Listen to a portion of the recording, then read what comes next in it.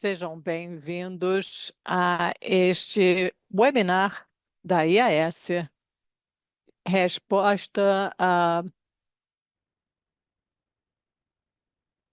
ao HIV em contexto humanitário de conflito.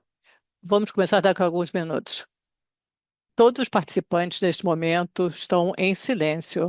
Este webinar tem interpretação em espanhol, português e francês e inglês.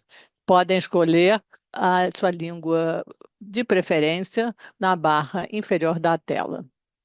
Por favor, lembrem-se disso. Nós teremos um tempo para perguntas e respostas no final. Por favor, enviem suas perguntas para os nossos palestrantes na caixa de perguntas e respostas. Se acharem que querem que a resposta seja dada por um orador, por favor, coloquem isso por escrito. Se tiverem uma pergunta similar a outra que já foi feita, por favor, coloquem um polegar, um ícone de polegar. Se tiverem algum problema com o Zoom, há orientações no chat. Por favor, coloquem no chat o seu nome e de onde estão falando. Eu sou o Kenneth Negure, da Escola de Saúde Pública em Nairobi, no Quênia. Eu sou o presidente eleito da IAS. O objetivo deste webinar é expor alguns assuntos realmente críticos e falar sobre lições que podem ser aplicadas em outros contextos. Nós queremos pensar em adaptar serviços para os mais vulneráveis. Sabemos que há muitas perguntas sobre o congelamento dos Estados Unidos e os 90 dias de interromper o trabalho nos Estados Unidos. O congelamento aconteceu de um dia para o outro. A IAS já fala sobre o impacto nos serviços e estamos mobilizando para que haja ações urgentes. Nós sabemos que isto tem afetado o que está acontecendo. Há disrupções aos programas de HIV. O desmantelamento desses programas, com a diminuição do pessoal e serviços, tem afetado o que pode ser oferecido. Como resultado, milhões de pessoas afetadas por HIV ainda não podem ter acesso à prevenção, cuidados e serviços. Ah, esse congelamento causa prejuízos. Nós pedimos aos formuladores políticos para agir e restaurar os serviços de HIV antes de que haja mais prejuízos. Há diferentes grupos para discutir o congelamento e vamos colocar informação útil no chat. Este não é o assunto principal do webinar. Hoje, nós, na IAS, estamos apoiando todas as pessoas que, com HIV que têm um impacto com isso. Seus serviços foram afetados em muitos casos. Nós agora vamos introduzir os oradores. Hoje temos 4 oradores excelentes: Dr. Patrícia Joseph, do Haiti, doutora Nesrin Rizk, do Líbano, doutor Francesco Segala, que está no Moçambique, e a doutora Tatiana Deschko, da Ucrânia. Como imaginam, 90 minutos é pouco tempo e não vamos poder falar sobre todas as emergências humanitárias, crises climáticas e conflitos, mas gostaríamos de reconhecer as 300 milhões de pessoas que, neste momento, precisam de assistência humanitária de acordo com os dados da OCHA.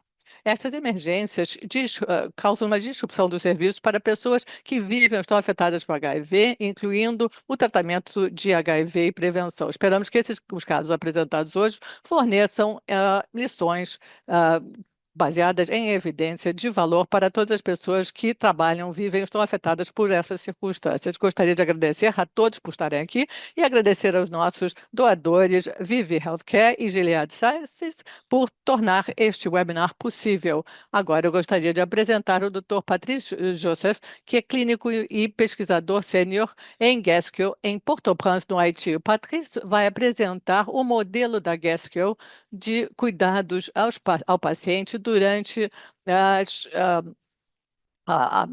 distúrbios civis no Haiti. Doutor Patrício, a palavra é sua. O senhor tem 10 minutos. Seja bem-vindo.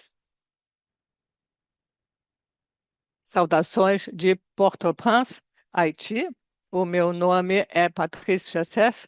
Eu sou o líder dos Centros Gaskell em HIV. Nós queremos apresentar os. O objetivo é falar sobre o modelo de cuidados durante os distúrbios civis no Haiti. Vou cobrir estes itens na minha fala. Gaskell é uma ONG no Haiti, criada em 1982, tem duas instalações centrais em Port-au-Prince e 13 hospitais que colaboram e 10 centros comunitários. Nós temos uma parceria com o Ministério da Saúde, universidades locais, como a Universidade de Isqueia, e outros colaboradores internacionais, como a Universidade de Cornell, em Nova York, a Fundação Merriot, em Lyon, e o Boston Analysis Group. Já recebemos um apoio contínuo do NIH desde 1983, mas também do Centro Internacional Fogarty, o nosso programa de HIV, apoiado pelo Global Fund e a PEPFAR do CDC. A Gaskell recebeu o status de utilidade pública por parte do governo haitiano. A nossa abordagem é uma abordagem de saúde global e também montamos uma unidade cardiovascular, pois as doenças cardiovasculares são a principal causa de morte no Haiti. O HIV não é mais a causa principal. Desde 2021, já montamos 10 centros comunitários por causa do aumento da insegurança na capital de Port-au-Prince. Este slide mostra como o Haiti foi impactado pela escravidão e aboliu a escravidão no país. Desde essa época, o Haiti é um estado falido. Tivemos 30 anos de ditadura e uma elite irresponsável, uma sociedade civil indiferente e o aumento da violência de gangues e uma crise humanitária. Nossa população é de mais de 11 milhões e mais da metade passa por ou sofre insegurança alimentar. A economia é uma catástrofe, com o um crescimento econômico negativo e muita inflação há 6 anos consecutivos. O século XXI tem sido um desafio para o Haiti. Tivemos 10 missões das Nações Unidas, 2 terremotos fatais e um com mais de 300 mil mortes. Desde 2018, houve um aumento da insegurança com muitos sequestros. Na atual situação política, 90% da capital é controlada por gangues. Há uma crise humanitária e o Haiti está afetado realmente por grandes problemas. É um estado falido com mais de 1 milhão de pessoas deslocadas internamente, na sua maioria mulheres e crianças, e muitos já foram deslocados várias vezes. Ultimamente, no Haiti, estamos muito preocupados com a polícia, que tem pouco pessoal, e os números são superados pelos números das gangues. Mais de 50% do sistema de saúde é disfuncional e o acesso a cuidados médicos nunca foi tão restrito. O nosso aeroporto internacional principal foi fechado desde novembro de 2024. Temos uma missão de apoio de segurança multinacional liderada pelo Quênia, que já foi implementada sem um impacto significativo por enquanto. Eu gostaria de dizer que a pausa do programa PEPFAR no começo do ano colocou os pacientes numa situação de grande ansiedade e também os locais de apoio do PEPFAR estão muito preocupados. Nessa situação, nós vemos que a comunidade internacional nos olha sem emoção. O impacto da insegurança no Gaskell é terrível. 24 colaboradores foram sequestrados. Por favor, vejam que todos foram libertados sem um pagamento que foi necessário. Quase 400 colaboradores se demitiram e saíram do país por causa da insegurança. Mais de 450 colaboradores tiveram que deixar o seu trabalho. Houve um grande êxodo de pessoas brilhantes e que saíram da unidade da instituição. No entanto, nós conseguimos manter os cuidados e os serviços prestados. Temos 13 locais e centros comunitários que oferecem cuidados a 11% do número de pacientes nacionais recebendo TARV. Mais de 15 mil pacientes recebem cuidados e serviços. A metade desses pacientes estão sendo acompanhados nos centros comunitários. A retenção tem sido um pouco mais alta para aqueles que estão nos centros comunitários. Por favor, vejam na direita que esta curva Kaplan-Meier mostra que conseguimos melhorar a retenção por meio de um apoio dando alimentos, e na esquerda temos uma cobertura viral mais forte, uma maior supressão para pacientes que são acompanhados nos centros comunitários. Continuamos com o nosso programa, apesar dos distúrbios civis, somos o único laboratório BSL-3 no Haiti que é credenciado. Temos o maior programa de treinamento de pós-graduação, continuamos com os ensaios clínicos, com mais de 99% de taxa de retenção, e temos a maior coorte longitudinal para doenças cardiovasculares, com mais de 3 mil pacientes. Também mantemos o nosso modelo de saúde global com apoio comunitário para mais de 25 mil pessoas e oferecemos um treinamento em escolas primárias para mais de 350 alunos. Temos uma escola profissional dando oportunidades para mais de 5 mil mulheres, transferindo dinheiro para mais de 15 mil beneficiários. Esse slide mostra que a publicação, ou a nossa publicação sobre esse assunto. E como conseguimos controlar ou lidar com os desafios? Mantemos os cuidados por meio do nosso plano de contingência de adaptação. Nós mantemos uma comunicação constante com o pessoal e os pacientes. As pessoas, os funcionários que moram perto das instalações, vêm mesmo quando as ruas são fechadas ou bloqueadas.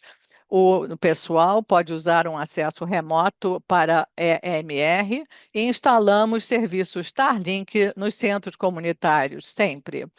Continuamos mantendo uma reserva de combustível durante 2 meses, para um tempo de 2 meses, e nós descentralizamos as nossas visitas clínicas por meio de agentes comunitários. Continuamos a oferecer um apoio nutricional e social e também serviços para os sobreviventes de abusos sexuais ou violência sexual por meio de microcréditos, treinamento e escolas. Recentemente estivemos lidando com o fato de que o PEPFAR estava sendo pausado ou congelado, e temos consequências, claro. A primeira é a disrupção dos cuidados e serviços. Além disso, há uma carga já sofrida pelas instituições de saúde. Milhares vão perder o acesso aos cuidados com o aumento algum risco de aumentos de infecções, transmissões e resistência ao HIV e morte. Isso vai levar a um revés de décadas de progresso. Além disso, esta é a pior crise humanitária que o Haiti sofreu. No entanto, eu tenho uma grande experiência em conviver com desafios. A nossa intervenção em cuidados, treinamento e pesquisas ainda está em operação, operacional, porque temos um plano de contingência.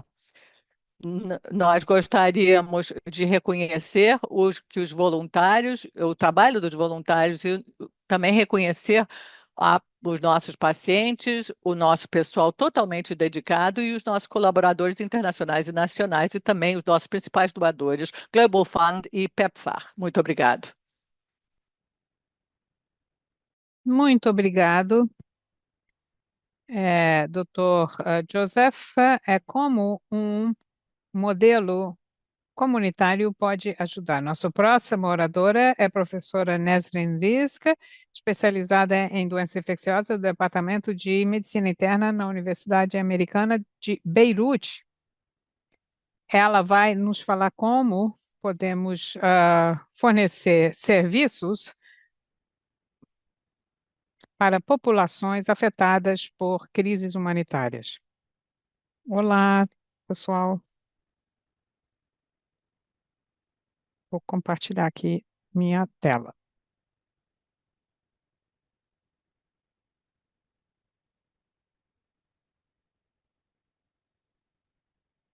Bem, gostaria de agradecer aos organizadores e a todos os participantes aqui, ouvintes. É um prazer poder lhes falar aqui de Beirute, depois de. É um prazer poder estar participando aqui depois de tantos meses, enfrentando conflitos aqui. Não tenho nenhum conflito de interesse com relação à minha apresentação. Vou contextualizar um pouco aqui a crise humanitária, quer sejam causados por guerra, desastres naturais ou instabilidade política. Todos têm um impacto muito grande nos sistemas de saúde. E é o que temos observado no meu país nos últimos anos, principalmente como prestadora de serviços de saúde e atendimento a pessoas vivendo com HIV.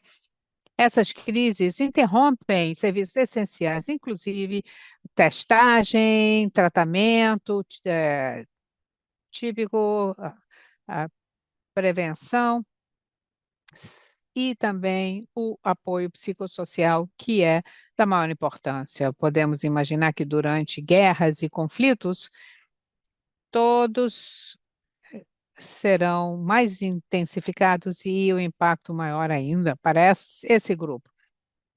Houve um relatório da OMS de 2023 que destaca que durante crises humanitárias, interrupções na terapia antirretroviral pode levar à resistência à droga, à falha no tratamento e a maior mortalidade. E a crise que observamos a guerra em setembro de 2024, e como profissional de saúde, senti então que a infraestrutura do atendimento, né, para a saúde sofreu muito e que teve um impacto na assistência à saúde primária e também como a instabilidade econômica torna todos os nossos esforços mais precários.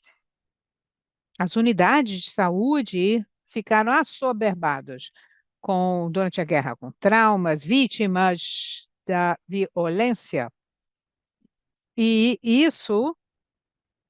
é, essa situação, é claro que vai afetar os serviços de prestação de saúde primária, distribuição de medicamentos ou outros serviços primários básicos.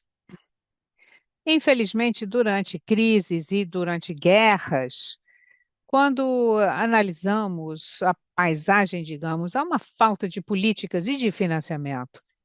Muitos desses conflitos armados, se concentram principalmente em países de baixa e média renda e que não tem planos de resposta emergencial para pessoas vivendo com HIV. Durante essas crises, governos vão priorizar o atendimento de emergência, de urgência, deixando então a gestão da doença crônica, como o HIV, um pano de fundo, assim, de lado, vai deixar de lado. E na situação do Líbano, vimos que o financiamento externo, como o Global Fund, o PEPFAR, o USAID, e o que significa na interrupção de financiamento, principalmente para a falta de medicamento para terapia antirretroviral. E essa falta de financiamento, esses cortes, serão ainda maiores no contexto de conflito. E o financiamento externo parou, como vimos nos últimos dias. Então, o estresse sobre o sistema de saúde, já falei sobre isso, porque as unidades de tratamento de HIV vão ter que fechar por causa do perigo iminente, né, de- sobre os profissionais. A intensificação de todos os esforços no sentido de atender às necessidades da guerra e também dando apoio às populações deslocadas internamente, deixando para trás ou interrompendo a prestação de serviços devido à capacidade limitada, serviços para quadros crônicos. Deslocamento e estigma. Já conheci muitas pessoas com HIV, vivendo com HIV, na cidade, na capital, em Beirute, e ouvi muitas histórias, suas histórias e relatos contaram. O estigma existe, sem dúvida, hum, com HIV no mundo inteiro, e mais ainda no Oriente Médio e no meu país também. E observamos que o impacto do estigma em tempos de guerra se intensifica. Pessoas que fogem das zonas de conflito fazem isso, preferem nem tomar os medicamentos. Eu conheci alguns pacientes, algumas pessoas que não queriam, não, ou não nem tiveram chance de tomar o medicamento porque suas casas foram bombardeadas ou acharam que era muito perigoso voltar para casa para buscar o medicamento ou simplesmente porque estavam se deslocando, fugindo com outros membros de família ou pessoas que nem conheciam, talvez, sendo deslocadas para centros de atendimento, escolas, onde várias famílias precisam se alojar em uma sala de aula, então não se sentiam seguros em tomar seus medicamentos, com medo de alguém reconhecer e identificá-los como uma pessoa vivendo com HIV. Este é um aspecto do estigma que se intensifica durante esses momentos de deslocamento e também chegar a uma cidade diferente, não conhecer os serviços disponíveis. Embora quando a gente estava sendo bombardeado diariamente aqui, mas os centros maiores eram relativamente centros, se aproximar de centros de saúde maiores, unidades maiores de saúde, e ouvimos histórias de pessoas que estavam vindo da periferia e das zonas de guerra, principalmente do sul, que não sabiam onde que serviços para tratamento de HIV existiam e ou estavam localizados. Muitos eram cuidados por clínicos em suas próprias cidades, que não sabiam que poderiam obter terapia antirretroviral gratuitamente da farmácia central que existe aqui em Beirute. O mais, o que nos chama mais atenção é que não queriam ou não sabiam como solicitar esse serviço.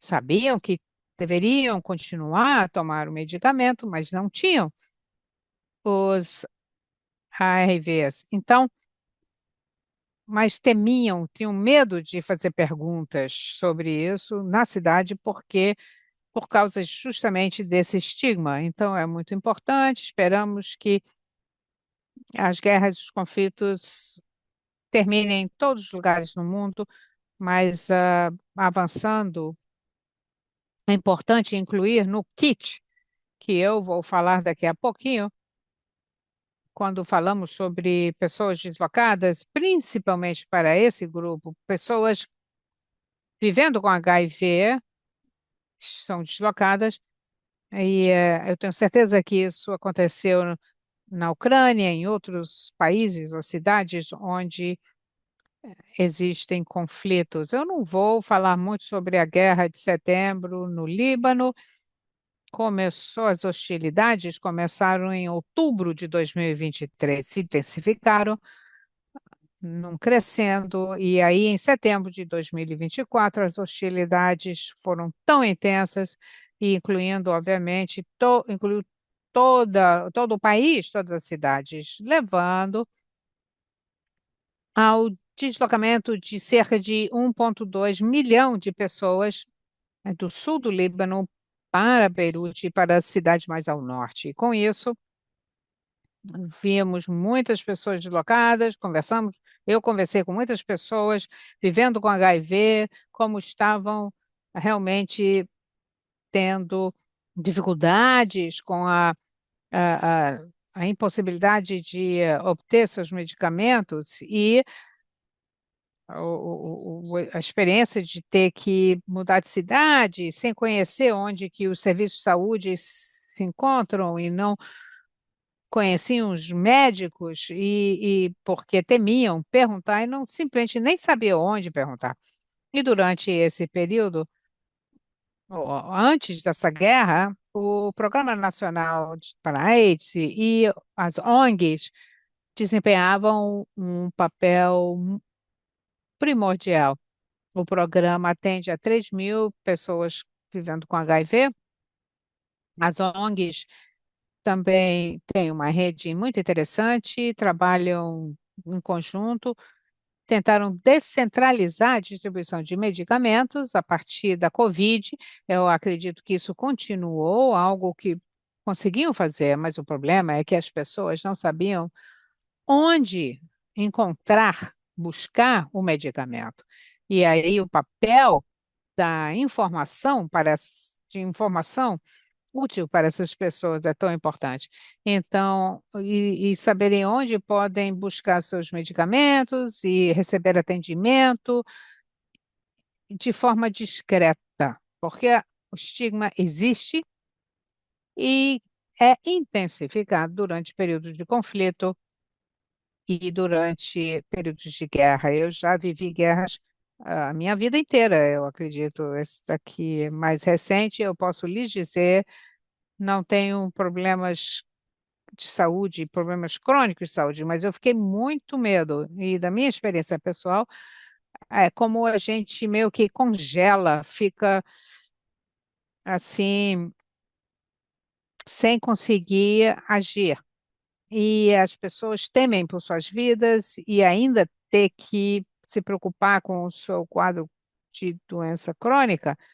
Então, estamos tentando desenvolver um protocolo para pessoas vivendo com HIV em contextos de conflitos. Eu acho que parar os conflitos é mais importante por tantas razões, mas existe um esforço pela OMS e a UNAIDS e no esforço de padronizar o protocolo de atendimento emergencial para pessoas vivendo com HIV.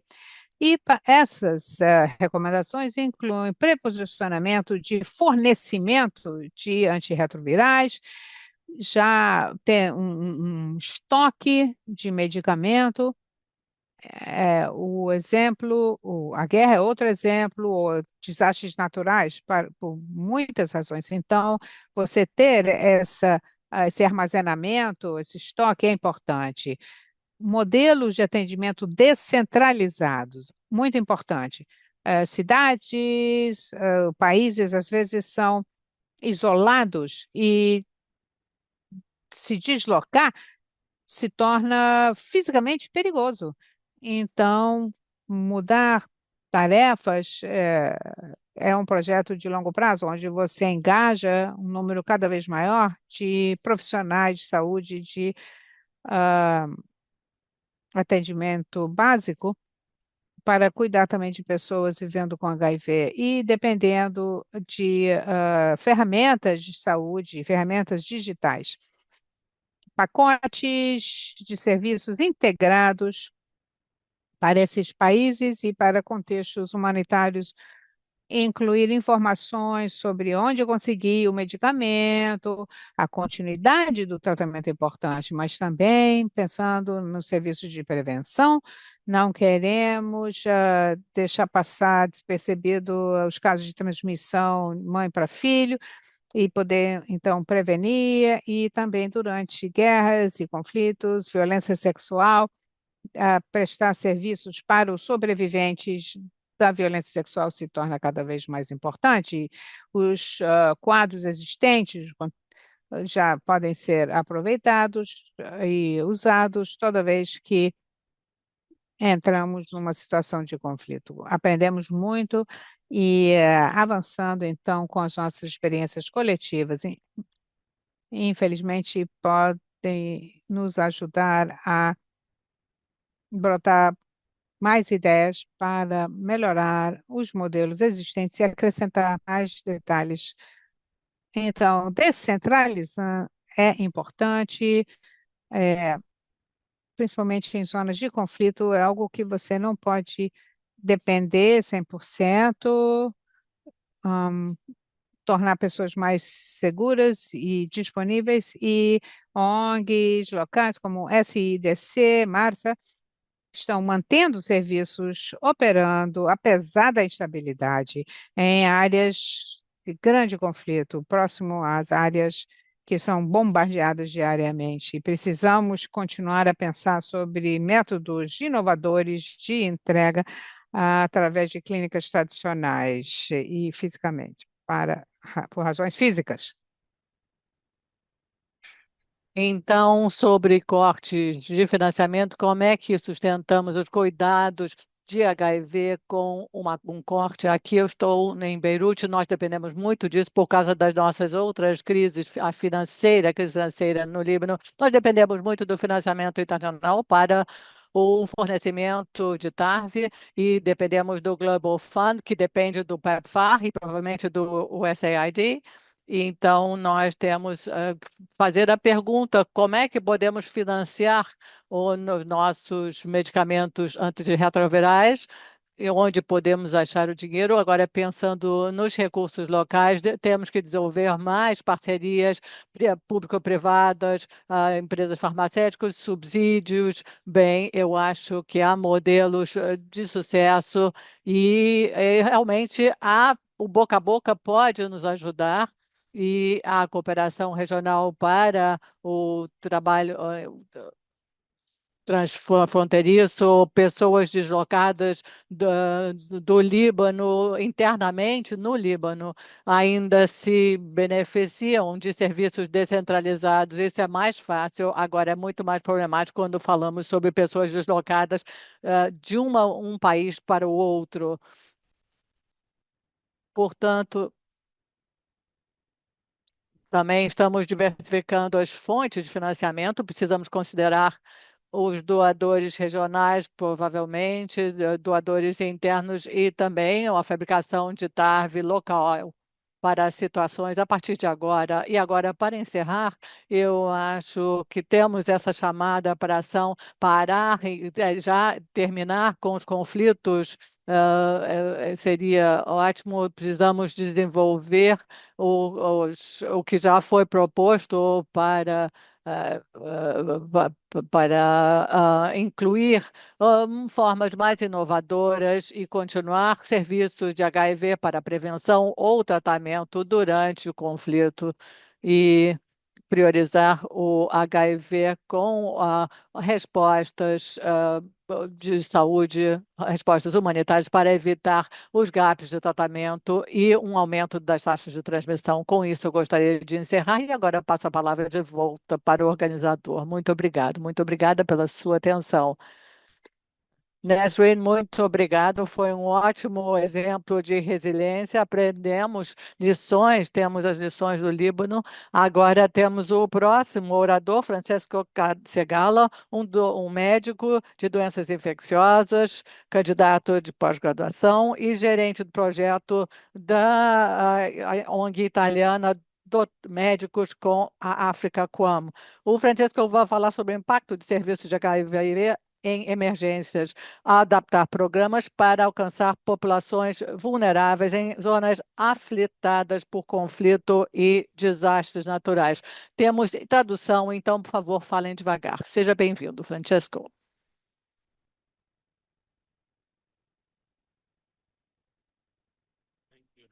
Muito obrigado.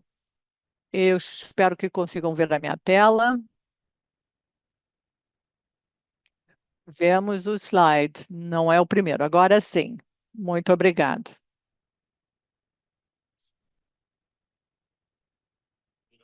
Boa tarde a todos. Eu sou Francesca Segala e eu vou falar sobre as atividades do, do Dr. Ficacoa. Há uma cooperação na África e houve várias crises nos últimos anos. Eu vi no chat que, bem, Moçambique, várias pessoas do chat, aqui eu vi que várias pessoas são de Moçambique. É o terceiro país em termos de pessoas que vivem com HIV e o segundo em termos de país global em números de taxas de infecção globais. Em Moçambique, quase 12% da população vive com HIV. É uma população muito jovem, mais da metade tem menos de 18 anos de idade, e a taxa de incidência é acima de 3 casos por 1.000 pessoas não infectadas. E a maior parte da carga é em mulheres, como vemos aqui no gráfico. O número de pessoas que vivem com HIV vem 60% é de mulheres, mas nós vemos que o número aumentou nos últimos 10 anos, mas o número de mortes permaneceu estável nos últimos 6 anos. Apesar disso, uma população chave é a população jovem ou adolescentes, pessoas entre 15 e 19 anos de idade, e é esse o foco das atividades da organização QAM. QAM.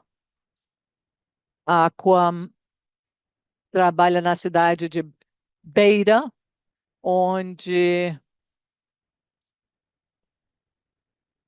apoia 7 serviços amigos de adolescentes e jovens. São serviços que dão cuidados de HIV, principalmente com foco na população adolescente e jovem. Apesar das atividades da QAM, que a QAM oferece em termos dos serviços, sejam atividades de sensibilização, basicamente a conscientização sobre o estigma, que ainda é uma grande carga em Moçambique, que é a principal barreira aos testes e à associação, à busca pelos cuidados. Os serviços da Quan também incluem psicólogos clínicos, aconselhamento a pessoas, testes e tratamento. E a busca ativa por pessoas que foram perdidas em termos de contato para acompanhamento. A primeira emergência que surgiu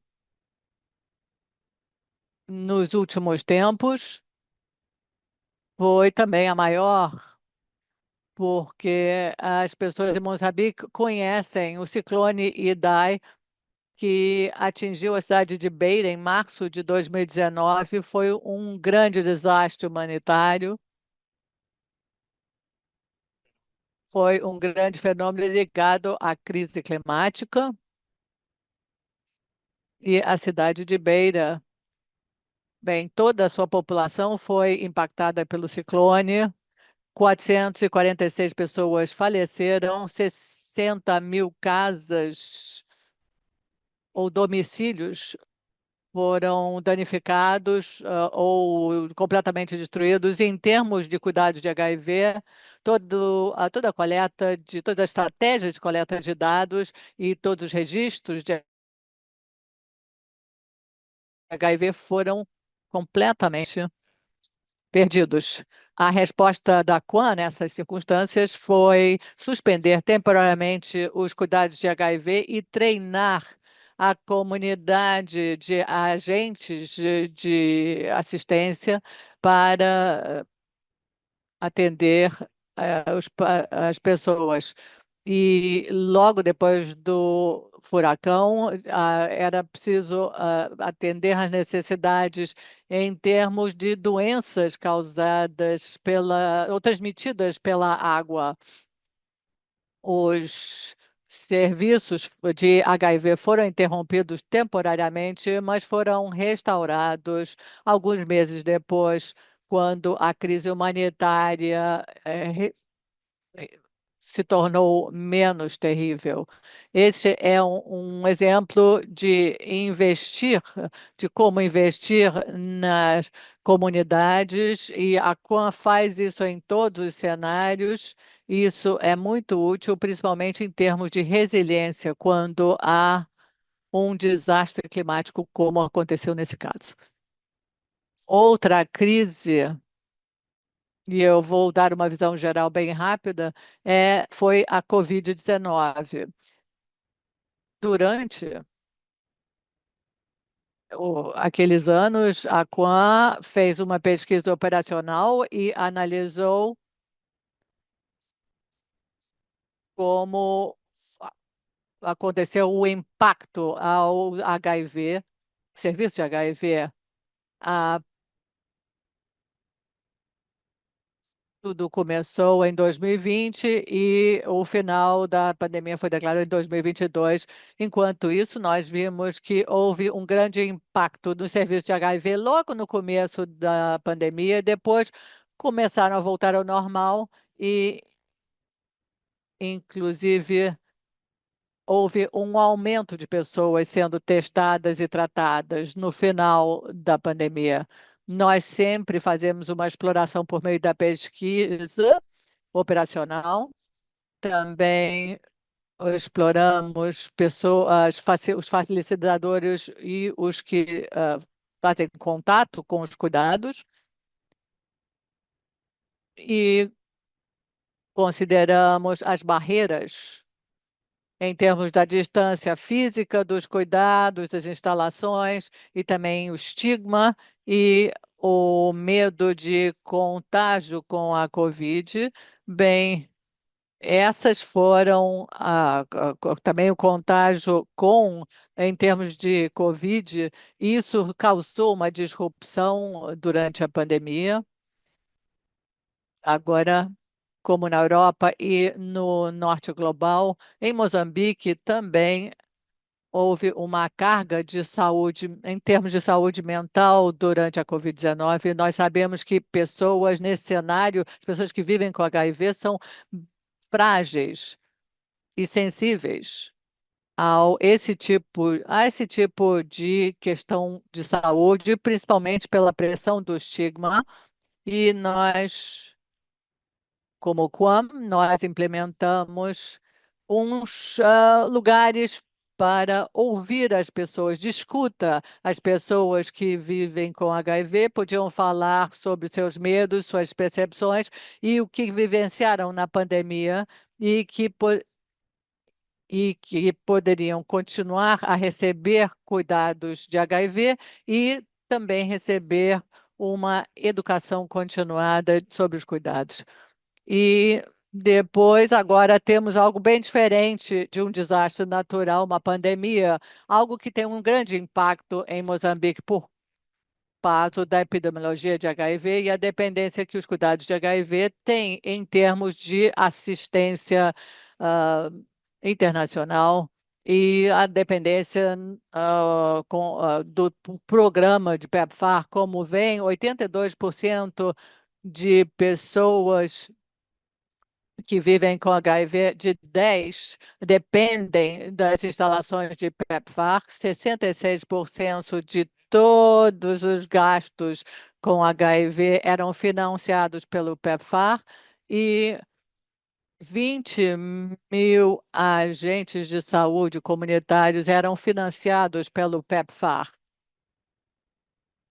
Como os colegas falaram anteriormente, o efeito desta pronunciamento pelos Estados Unidos, desse congelamento, foi mitigado parcialmente pela uma derrogação, mas apesar dessa derrogação, as enfermeiras não voltaram a trabalhar aos centros comunitários e aos centros nos distritos. Os coletores de dados só voltaram a trabalhar parcialmente. Isso quer dizer que, se isso continuar, vai haver uma grande disrupção em termos de compras, em termos de medicamentos. O único que está coberto por esta derrogação no momento é isso, mas a principal disrupção tem a ver com os ativistas, os trabalhadores comunitários, que garantem a adesão e acompanham as pessoas que desistiram.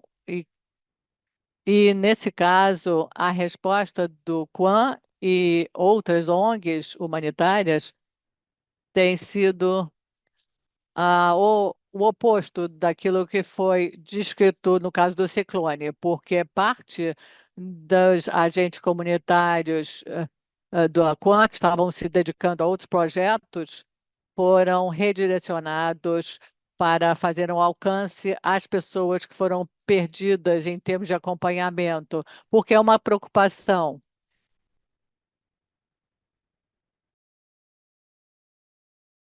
A entrega, acontece, mas as pessoas estão sendo perdidas no segmento. Isso se deve, talvez, a uma falta de confiança nas atuais instituições. E, bom, a minha apresentação terminou. Espero que eu consiga responder às suas dúvidas, caso tenha alguma, e agradeço mais uma vez o convite para participar desse webinário. Obrigado, Francesco. Sim, sem dúvida, há perguntas para você. Nossa próxima oradora, doutora Tatiana Deshko, da Alliance for Public Health da Ucrânia. Ela vai falar sobre como responder ao HIV em situação de conflito e crises humanitárias. O, o dia que a Rússia lançou guerra contra meu país, desde a nossa independência até hoje, metade da sua população, somente a metade continua a viver na Ucrânia. 20% do território ocupado pela Rússia, um em cada 10 unidades de saúde foi ou danificado ou destruído por mísseis russos. E a maior migração aconteceu dentro da Ucrânia, deslocamento, onde cerca de 6 milhões de pessoas já foram deslocadas internamente e cerca de 8 milhões de pessoas se mudaram para outros países. Próximo slide. Nesse contexto, houve uma expectativa e temores de que haveria um surto de novos casos de HIV, mas isso não aconteceu. E podemos dizer que a epidemia do HIV na Ucrânia está sob controle no contexto de níveis semelhantes de testes para HIV Estamos vendo um número menor de novos casos, em parte porque a população também diminuiu, mas também estamos observando um número menor de novos casos, ou seja, podemos afirmar que a epidemia do HIV está controlada. Como que isso foi possível num contexto tão desafiador? Primeiramente, por causa do esforço incrível de manter e até aumentar programas de resposta ao HIV no nosso país, os níveis de teste foram mantidos elevados e até facilitamos nossos esforços para aumentar a busca de casos de HIV na Ucrânia. A Alliance for Public Health, APH, vem usado, então, identificado na Ucrânia testes e facilitando o uso de inteligência artificial para aumentar o rendimento de descoberta de novos casos. E encontramos 15.000 de novos casos, identificamos que ligamos, então, e conectamos com o tratamento, terapia antirretroviral. Então, expandimos o serviço de atendimento. A Alliance vem trabalhando para aumentar o seu papel no programa PrEP na Ucrânia. Quase 70% daqueles que iniciaram PrEP durante a guerra começaram através de programas com apoio do Alliance. E esse diagrama aqui mostra que as respostas em grupos específicos que têm risco de HIV na Ucrânia não diminuíram, reduziram um pouco no primeiro ano da guerra, 2022, mas vem aumentando em 23 e 24 e quase 300.000 grupos essenciais populacionais foram alcançados pelos serviços essenciais. Para algumas populações, como pessoas transgênero, esse alcance até aumentou, e isso é crítico e é algo que ajudou a manter a epidemia do HIV sob controle. Mas outros esforços que não tínhamos praticados antes da guerra nos ajudaram a nos tornarmos eficientes. Alguns exemplos: durante a migração em massa de populações chave, pessoas correndo risco, 130.000 pessoas, 30.000 pessoas foram perdidas no segmento. Então, era da maior importância assegurar o acesso contínuo aos serviços e trazê-los de volta aos serviços na Ucrânia e fora da Ucrânia. Estabelecemos um serviço que nós chamamos de Help Now, uma mistura de um banco de dados de serviços de HIV e de OAT, né, de terapia agonista de opioides, e ligando então as pessoas que estavam e uma rede, o aconselhamento através de rede social e através de consultas de 27 infectologistas ucranianos que conseguiram prestar e dar as explicações e o aconselhamento necessário, porque não sabiam falar os idiomas dos países para onde se deslocaram. Então, era importante ter esse contato com os médicos. Cerca de 40.000 solicitações foram de pessoas deslocadas, pessoas, grupos chaves e também pessoas vivendo com HIV foram criadas. Isso, então, nos ajudou a desenvolver um programa de telesaúde e recebemos uma licença para prestar esse serviço de telesaúde. Nós, então, começamos a prestar mais serviços online, inclusive consultas com médico, com psicológico, com psicólogos, com advogados, ou, assistentes jurídicos, assistentes sociais e também o envio de help boxes, como, por exemplo, seringas, preservativos, algodões com álcool então são preparados e enviados através dos correios.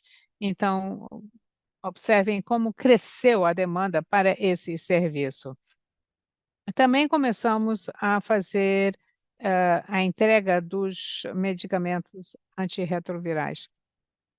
E também continuando a tornar nosso serviço de consultoria mais automatizado, a ideia de desenvolver um assistente social virtual, que poderia trabalhar independentemente das sirenes de ah, ataque aéreo, ou qualquer coisa. Então, é baseado em IA e nós, então, populamos com informações sobre HIV, saúde mental, tuberculose, e que dá respostas 24 horas por dia. Lançamos em outubro, 5.500 pessoas já aproveitaram desse serviço, dessas informações.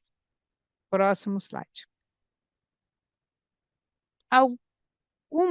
Alguns grupos populacionais parecem ser incrivelmente imóveis e escolheram permanecer nos locais que eram muito perigosos e que tinham pouquíssimo atendimento. E então nós fornecemos serviços basicamente de saúde básica e então pessoas que estão próximos à linha de frente ou de áreas desocupadas, onde não existe mais uma estrutura de saúde, porque as unidades foram bombardeadas, os médicos foram embora e as pessoas simplesmente foram embora. Então, nós chegamos a esses locais com clínicas móveis, vans. Então, começando em dezembro de 2022, nós já fornecemos é, triagem e serviço para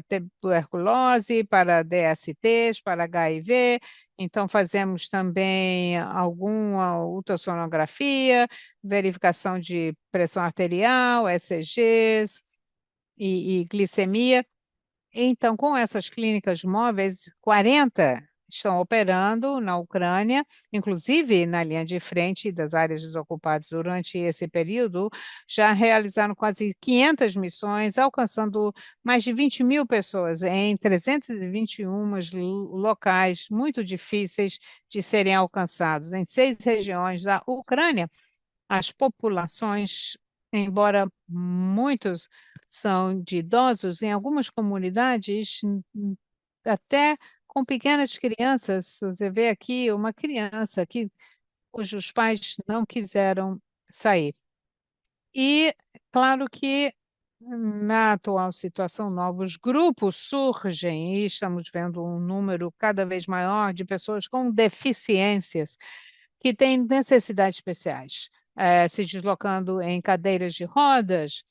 Então, nós fornecemos outros, inclusive abordando suas necessidades de subsistências. Alguns lugares onde as pessoas estavam se deslocando e mudando de casa, e também abrigos separados para grupos LGBT ou para pessoas que usam drogas que não eram sempre muito aceitas ou integradas em outros abrigos. Então, no próximo slide. Quando as pessoas estão em conflito, quando dizem precisamos de comida ou precisamos de não podemos simplesmente entregar tudo. Então, nós buscamos outros doadores e agências humanitárias para nos ajudar. Então, nós temos emitido e dado mini empréstimos para populações, grupos populacionais específicos e dando apoio ao atendimento de desafios devido à guerra que continua. E em alguns locais, o fluxo de pessoas que precisavam de apoio foi muito grande. Vimos um número de pessoas eh, precisando do PrEP em Lviv, na Ucrânia. E é importante ah, manter o fluxo, né, de pacientes e trabalhar com o número de clínicos, de médicos ou assistentes sociais disponíveis. Eu gostaria de dizer que os tratamentos de de longa ação, o CAB-LA, foi muito importante. Recebemos uma doação do CAB-LA como PrEP em 100 pacientes já receberam 2 doses de injeção CAB-LA. E isso vai se estender para mais de 500 clientes. Isso vai reduzir a carga de trabalho dos médicos e dar apoio aos pacientes que não precisam eh, de procurarem medicamentos diários. Agora eu gostaria de dizer alguma coisa sem os slides. Então, voltando, você pode parar de compartilhar. Então, com relação à pesquisa, em tempos de guerra, temos realizado a pesquisa continuamente nos primeiros meses. Nós testávamos quais eram as prioridades desses grupos e o teste para HIV era um dos serviços mais importantes. E durante a guerra, a sua foi menos prioritário. Agora estamos fazendo pesquisa com muitas universidades para ver quais foram as mudanças em comportamentos de risco nas populações na Ucrânia, nesses grupos de risco. E o que observamos é que na antecipação da prestação de serviço militar, os homens em e intervenções especiais e também mulheres deslocadas e ideias suicidas não tendem a buscar apoio para ajudá-los. Então, temos que engajar mais nisso. É um grande desafio para o nosso trabalho. Quando a guerra começou, a PEPFAR estava nos financiando o tratamento para mais de 100 mil. Temos esse tratamento, estamos aguardando o próximo remessa para tratar, esperando. E com relação à atividade de teste para HIV, linhas para a saúde pública, tivemos que suspender essas atividades, mas foram renovadas e agora continuamos o trabalho em buscar os casos de HIV. Concluindo, hum, para encerrar minha apresentação, eu gostaria de dizer talvez 5 coisas na nossa CID. As vans móveis foram super importantes, integrando o serviço de saúde funcionou nessas áreas. O trabalho digital tem sido super importante, alcançamos um número maior de pessoas e grupos especiais. O CAB-LA, por exemplo, tratamentos de ação duradoura e saúde mental é um desafio enorme e estamos buscando uma forma para abordar. E, por último, e mais importante, os implementadores locais são tão importantes poderem responder rapidamente às situações dinâmicas. Eu gostaria de reconhecer os esforços que os ucranianos têm feito e que muitos de vocês nos têm apoiado, e eu espero que cheguemos a uma resolução justa para essa crise, para ajudar tantos de nós. Obrigada. Muito obrigado, Tatiana, por compartilhar o trabalho excelente sobre o que a saúde pública, a Aliança da Saúde Pública está fazendo na Ucrânia, e esperamos que este conflito seja resolvido o quanto antes. Eu agora gostaria de agradecer aos oradores por terem compartilhado grandes exemplos de inovação e resiliência na prestação de serviços durante esse cenário de conflito humanitário. Agora eu gostaria de lembrar aos participantes, se tiverem alguma pergunta, por favor, mandem pela caixa, essas perguntas pela caixa de QA na barra inferior da tela.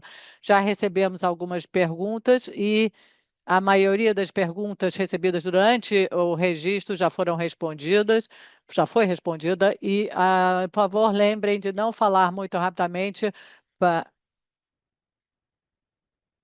durante a sua resposta, isso para os oradores, por favor, porque há tradutores trabalhando. Eu vou começar com a primeira pergunta, e a primeira pergunta, que será também diz respeito a todos os oradores, tem a ver com o USAID.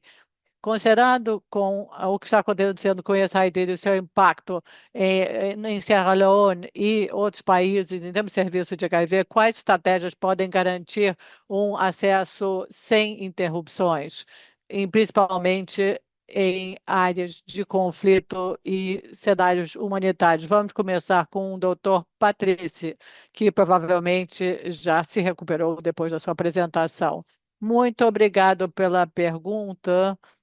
Eu acho que, do ponto de vista do Haiti, isto é algo que nós estamos fazendo agora de uma maneira positiva. Nós precisamos ter a companhia da sociedade civil. Estamos trabalhando com associações de pares de HIV e eu gostaria de destacar o fato de que conseguirmos sobreviver por meio da nossa colaboração, não apenas com outros parceiros, mas também com a participação da sociedade civil. E eu gostaria de dizer que, quando surgiu esta pausa, nós pedimos todas as associações de HIV e, de uma forma voluntária, elas concordarem em nos ajudar. Eu vou dar um exemplo. Nós temos centenas de pessoas que não puderam, porque têm uma carga viral e não puderam ter acesso e por causa da insegurança, e as nossas associações pares têm contato com essas pessoas e conseguem que elas venham se atender. Então, a sociedade civil nos ajuda muito, a cidadania nos ajuda muito com essa iniciativa. A palavra é sua. Muito obrigado. Mais comentários, talvez, do- dos doutores, doutora Neslin? Doutor Francesco, mais algum comentário? Então, Tatiana, sim, por favor. Eu acho que é muito difícil substituir o financiamento dos Estados Unidos imediatamente. Eu acho que é muito importante continuar a trabalhar com as derrogações para ter certeza que os programas essenciais de HIV continuem. Há 90 dias, então, em que os programas vão ser avaliados, e é muito importante ter certeza de que há um atendimento um foco contínuo nesse assunto e que este assunto seja resolvido de forma positiva. Também buscar outras fontes de financiamento, isso é muito importante, diversificar o financiamento. Nós tivemos em contato com outros doadores com relação a trabalho relacionado ao HIV, mas também trabalho no leste da Ásia e leste europeu, na Ásia, aliás, e no leste europeu, e buscar fontes para apoiar elementos de financiamento essenciais.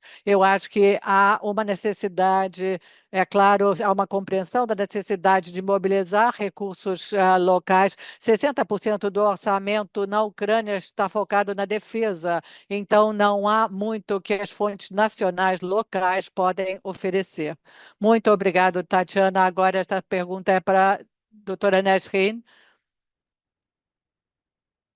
A pergunta é se há um pacote integrado de serviços para os cenários humanitários e de conflito.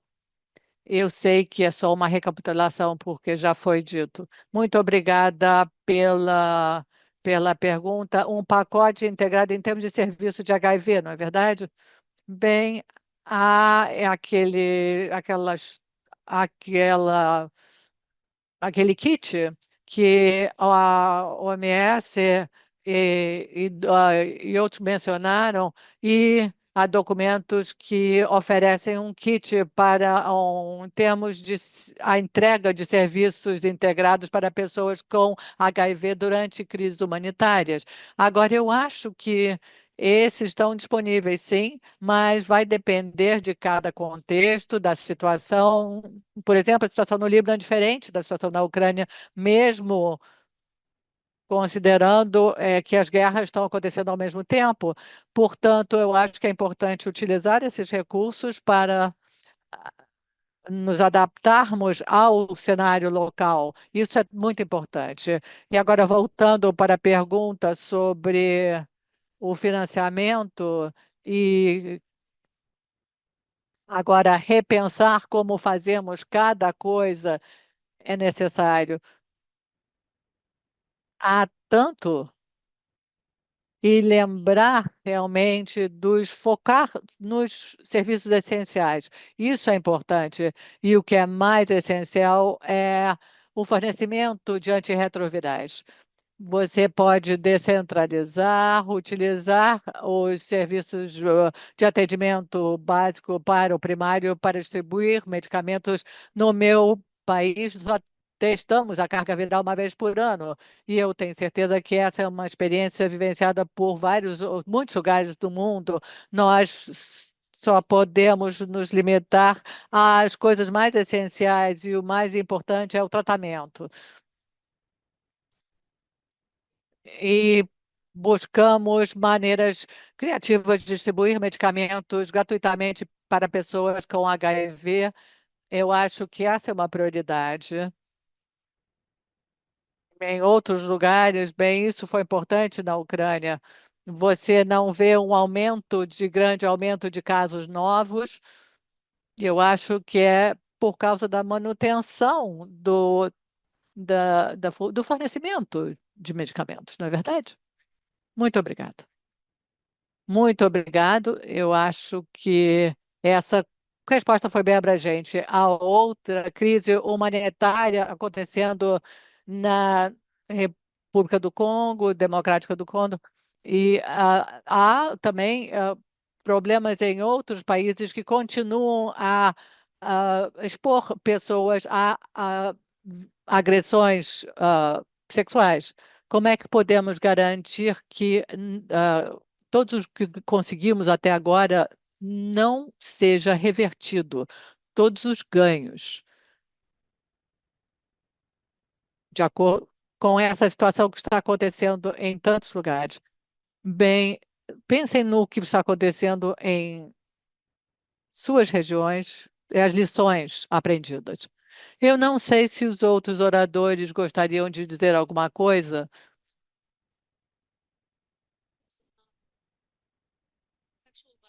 A violência sexual não foi uma questão da qual eu me envolvi recentemente, principalmente nesta guerra recente. Mas eu imagino que integrar serviços de saúde sexual dentro dos serviços de HIV existentes é essencial. Isso precisa acontecer além do quadro de guerras e desastres. Acho que a integração é essencial e o alcance é essencial. E também vi um comentário na caixa de QIA falando sobre a dependência crescente nos serviços de saúde existentes para oferecer cuidados de HIV e prevenção de HIV também, e também de doenças de transmissão sexual.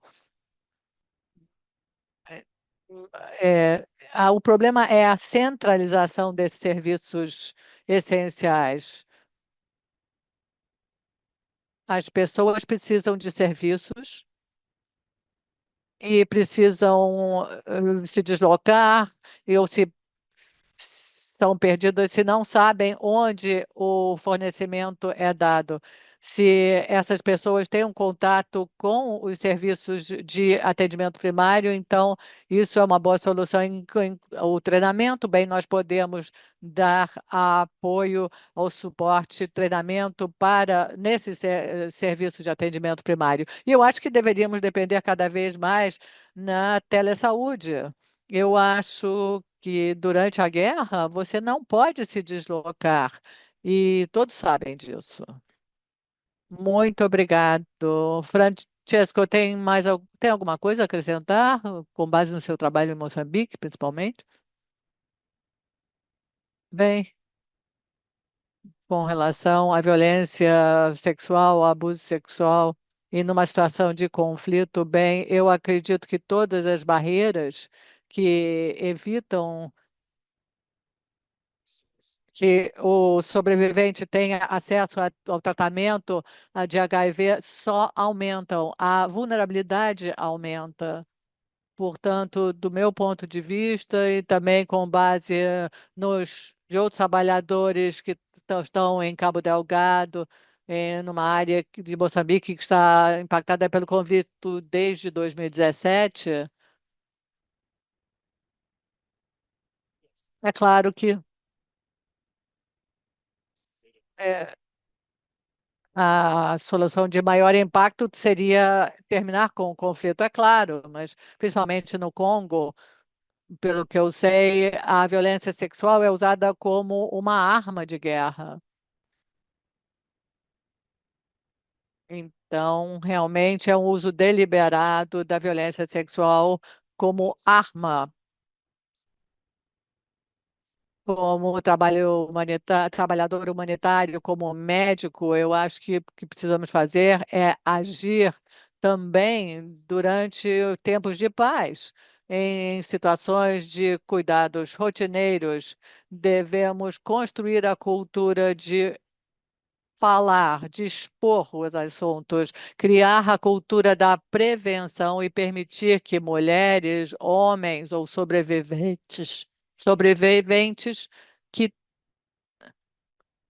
para empoderar as pessoas a terem acesso à PrEP, a, a PEP, e também sermos abertos para que as pessoas possam ser abertas a falar sobre a carga que estão enfrentando, carga humanitária. E precisamos realmente focar em entregar essas mensagens.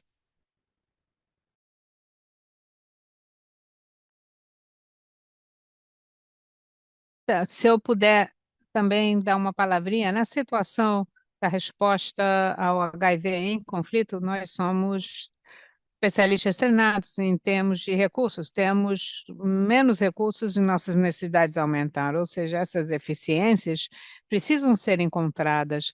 E para nós, essas eficiências estão relacionadas à integração de serviços e, como muitos falaram, combinar HIV com DST e atendimento, atenção primária à saúde, contar com ferramentas digitais, são muito mais disponíveis, que podem usar inteligência artificial sem a necessidade de médicos ali presencialmente, e sem dúvida, os tratamentos de longação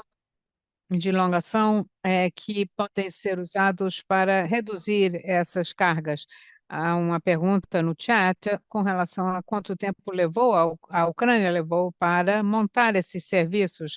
Eu gostaria de dizer que algumas das soluções digitais, aquele que usou as redes sociais ou a telemedicina e algumas mensagens instantâneas, levaram algumas semanas, digamos. E aproveitando as redes existentes que já tínhamos, outros serviços exigiram mais tempo. Acho que 2022 foi quando a maior parte do trabalho que eu apresentei s- entrou em ação, efetivamente. A próxima pergunta é para você, Tatiana, ainda com relação ao que tem imaginado no pós-guerra, um aumento de nascimentos e aumentando as taxas de HIV. Você acha que isso vai acontecer na Ucrânia? Bom, até agora não observamos um número aumentado de casos e achamos que isso foi graças ao esforço maciço em controlar essa epidemia e não somente para manter o serviço no nível pré-guerra, mas até expandi-lo e torná-lo relevante. E isso tem sido graças aos apoio aos doadores internacionais, nos quais os ucranianos contam tanto e dependem tanto. Então, não vamos continuar a manter essa resposta no mesmo nível.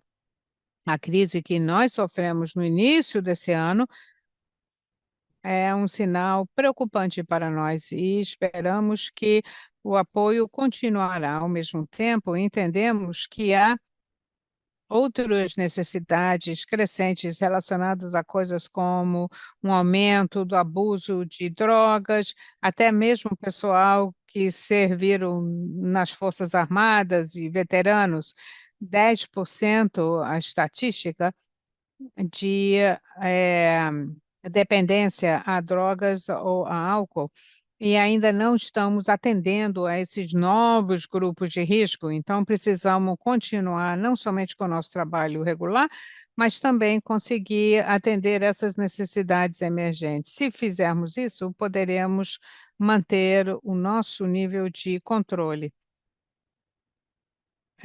Pergunta para a Patrícia: além da crise imediata, a crise humanitária, emergências, e também trauma, uso e abuso de drogas, a pergunta é: que ação pode ser tomada para prevenir os aumentos em populações de alto risco, para prevenir e prestar serviços de prevenção?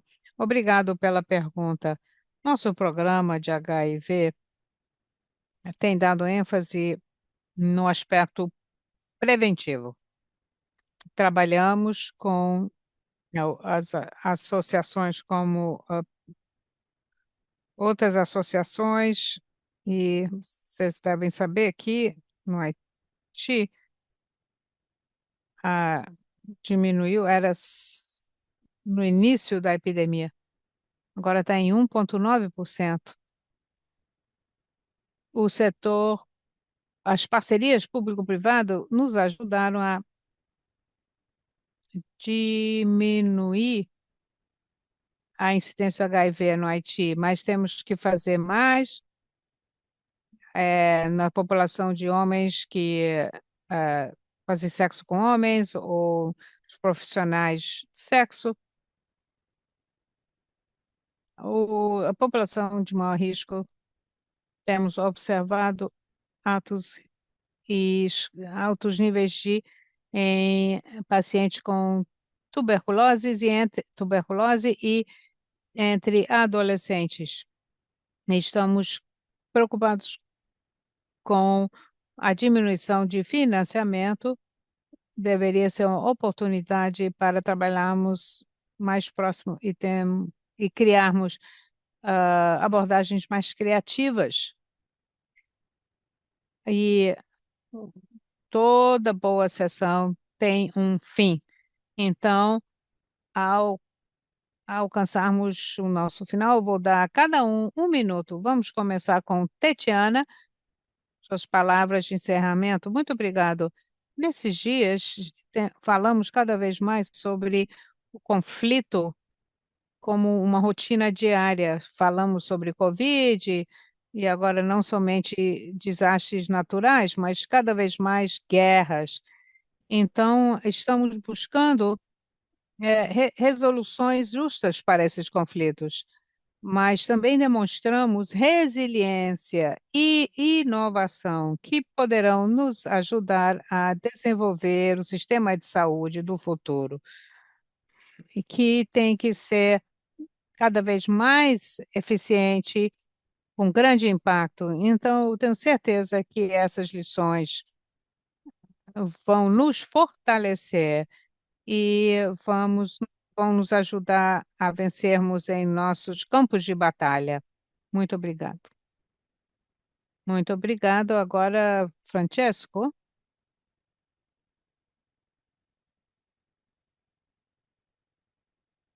eu gostaria de aproveitar essa oportunidade para lhes falar sobre uma coisa que me preocupa demais e me toca profundamente, porque eu acho que entre todas as crises, a crise do clima age como um fator multiplicador da ameaça. Então, ah, como foi descrito, então a interrupção e a disrupção, a queima de combustível fóssil afeta todas as outras crises,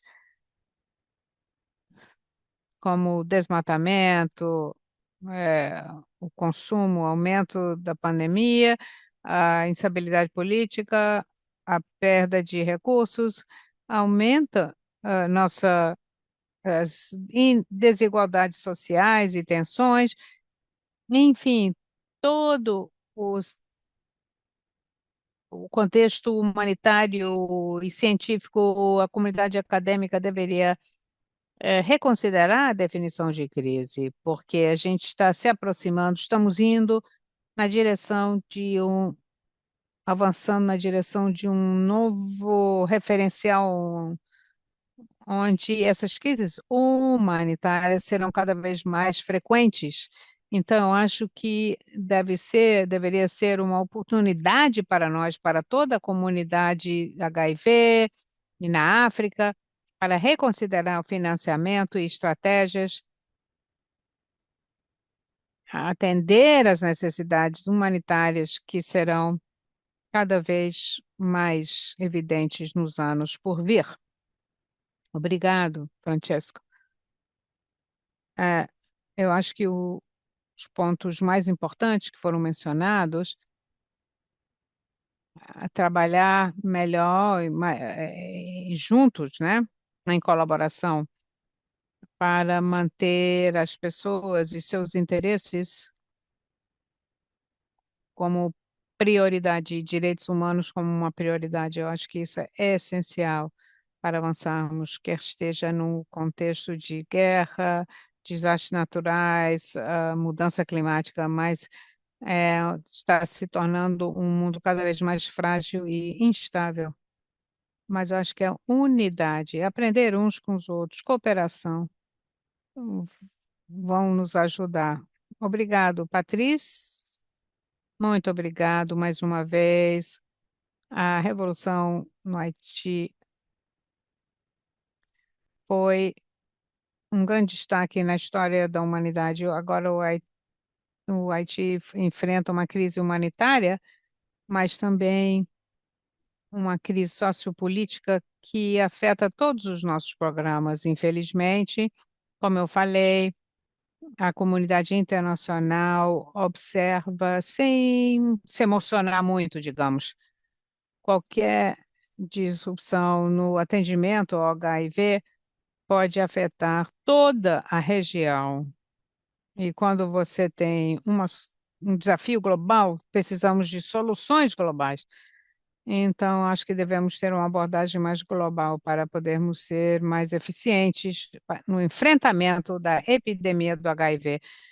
Vamos, sim, reconhecer e agradecer a todos os nossos oradores. Vimos muitas perguntas, já vimos brasileiros. Por favor, transmitam o agradecimento ao trabalho que todas as organizações fazem. Esperamos que as lições que vocês aprenderam possam ser replicadas. Agradecemos também a todos os participantes. Sabemos que não podemos cobrir todos os casos, mas sintam-se livres para compartilhar outras iniciativas e nos informe como podemos ajudar a lidar, abordar essas crises. Se você tenha alguma pergunta, queira encaminhar os oradores, pode mandar para iasedu@iasociety.org. E também gostaríamos de lhe informar que a IAS e a HIV Justice Network irão organizar um webinário no dia 5 de março para comemorar o Dia de Conscientização sobre o HIV não é um crime. Este webinário irá explorar as lições aprendidas no Zimbábue e as implicações mais amplas para a justiça do HIV em todo o mundo. A interpretação será do francês e, caso tenha interesse, inscreva-se através do link no chat. Ao você sair aqui do nosso webinário agora, você será encaminhado automaticamente para preencher um levantamento, um questionário de avaliação. Agradecemos o seu feedback para melhorarmos nossos webinários. Obrigado pela sua participação. Nosso webinário agora vai se encerrar. E a gravação estará disponível no IAS Plus em breve. Adeus a todos, obrigada.